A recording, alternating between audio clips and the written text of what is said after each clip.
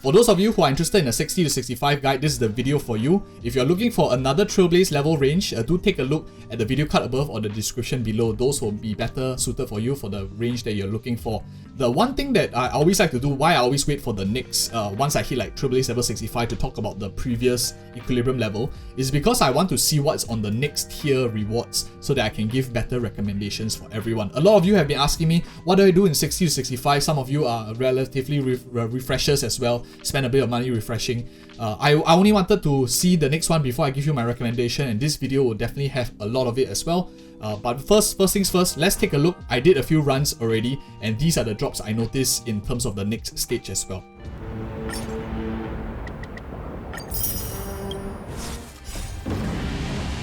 Show no mercy.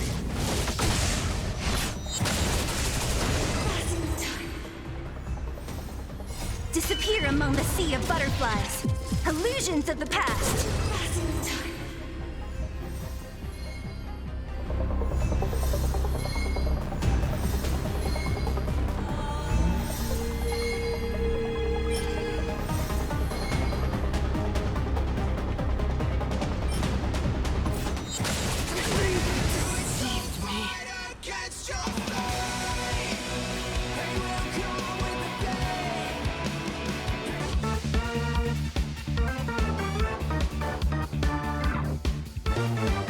So as we can see so far, or from the equilibrium or the difficulty stage 6 versus stage 5, there really isn't too much difference. Like, we still get 2 gold drops per drop, and the only thing that I noticed that is different is we get a lot more purple gear, which means that the EXP that we get per run is significantly higher. So I think if you're looking for good gear to find, equilibrium level 5 is already pretty good to start farming at, which is going to affect our recommendation in a little bit, but I'll talk about the priorities in a short while.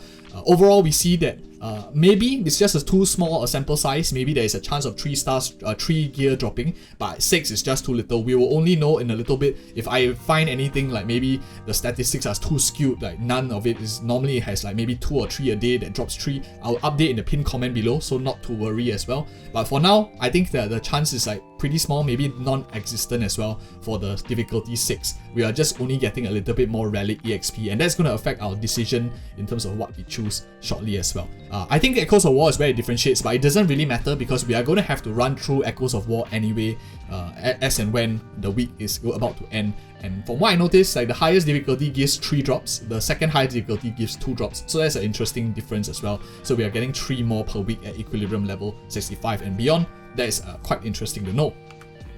Now, with that in mind, I think it sets the context very nicely in terms of what to farm at 60 to 65. For those of you who don't know, what hits like max efficiency, even at Trailblaze level 70, you'll be farming at the exact same efficiency at, for example, Trailblaze level 60, will be your trace materials. These are all at the max efficiency right now when you are at Trailblaze level 60. Your ascension materials are also at the highest efficiency as well.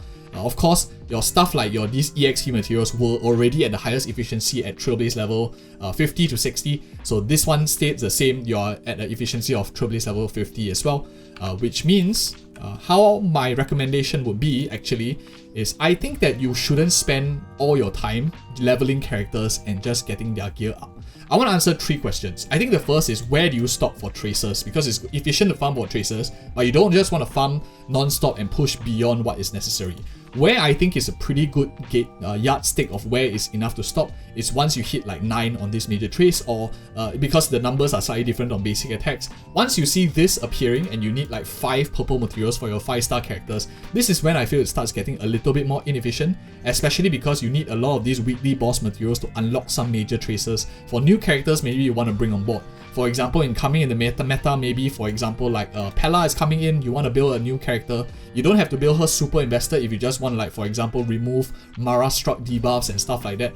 You don't really need that much investments, but what you do need is that weekly reward. So that's why I will recommend tracers. Just stop at 9 over here. Like cones, I think you should go all the way up to 80 without a doubt. For your main DPSs like Jingyuan as well as Zealer, take them up to 80, or any other DPS that you're using.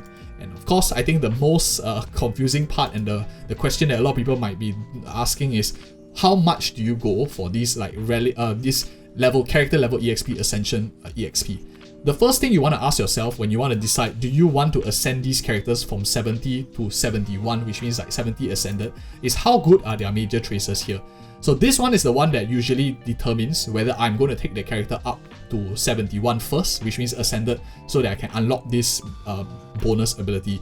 For example, I sat on Esta for a really long time because I really didn't care too much on this defense bonus that I was getting. I rather focus on other stuff first and then come back to her later on. So that is like one of the things that I want to point out. If you don't really need that major trace, you probably don't need to ascend them very urgently yet, unless of course you've already decided on your last 8 and you have excess resources. Which characters you want to push all the way to 80? I think that 80 is not very significantly strong, because I think 75 is where it caps out for the last note here. For example, like one of them is like 75. 80 is really just for aesthetics and just completing the characters. You don't exactly get like exponentially higher benefits. You do get, but the cost is also a lot.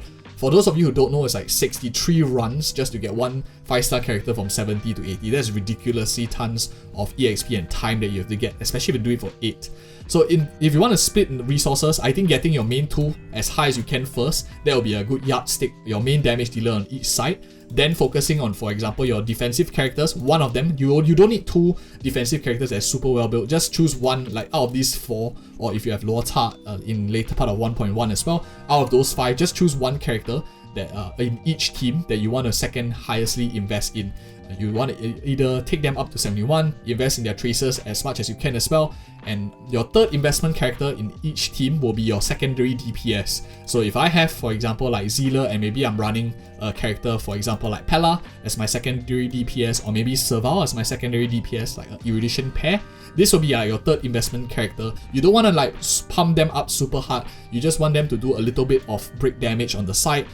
Ideally, break damage will be very good because it doesn't compete with a lot of resources that your main DPS in each team will also need. The lowest requirement, I think the lowest investment need in terms of energy input will be characters, for example, like Bronya, Silverwolf, Tingyun, as well as Esta. These characters function very well with very little investment, and I think that's like one of the biggest plus and why they are so highly rated, each and every one of them.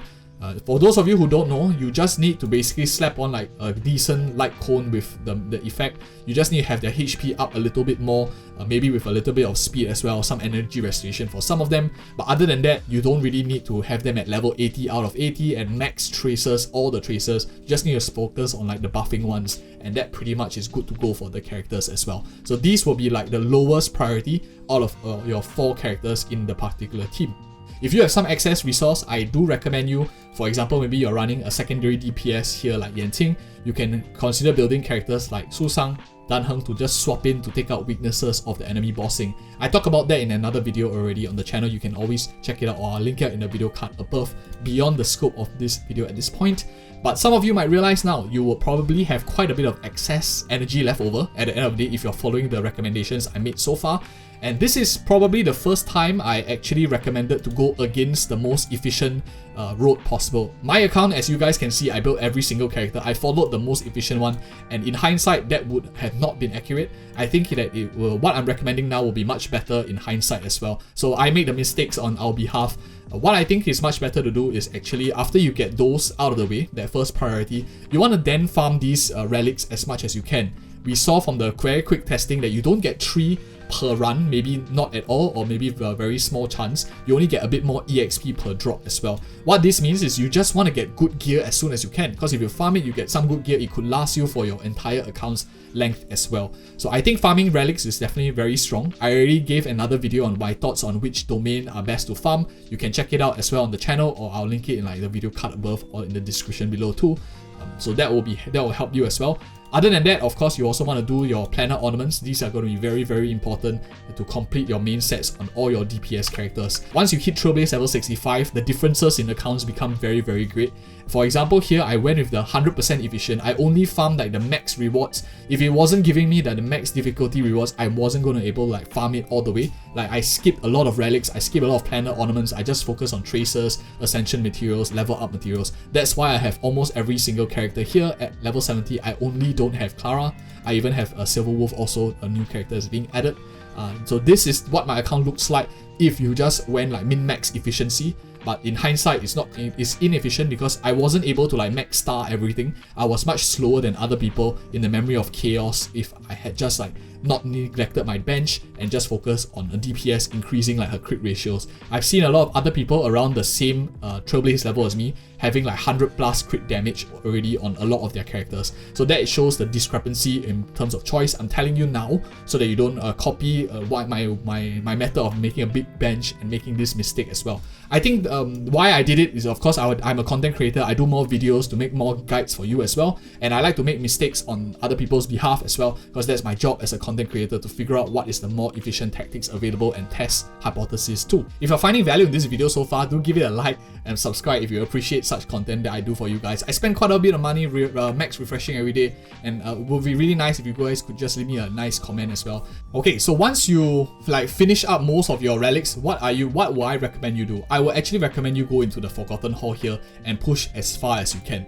This is where you will get a lot of these additional Stellar Jades, where now if you realize after you completed the beginner tutorials and stuff like that, there aren't too many exploration to do, not too much of these Stellar Jades. So the Memory of Chaos is going to be giving you a lot of these resources, and you want to push as deep as you can. The allocation that I told you to farm relics first is going to help you a lot, pushing through as deep as you can. You also get clear rewards from additional materials, while also picking up a good amount of Stellar Jade if you are able to push further too.